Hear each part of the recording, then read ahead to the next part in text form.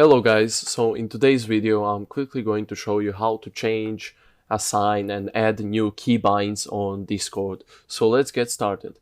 So what you want to do is you want to go down to your user settings and then you want to scroll down on your app settings till you see keybinds. Now you want to click it.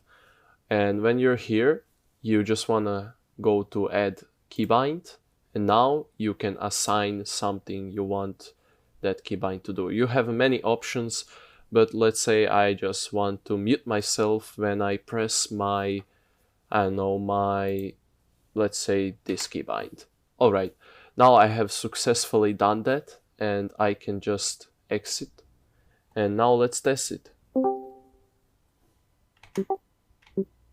Alright, as you can see, I have done it, but I have set it to push the mute, so it's kind of, not working as I thought it would, but you can change that. Right now, basically, when I am holding that button down, it's muting me, and as soon as I let it go, I'm not muted. But there is an option to just press the button and mute yourself.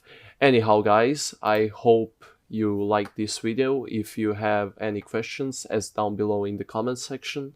And if you want more tutorials and videos just like this, subscribe. Anyhow, guys, have a nice day.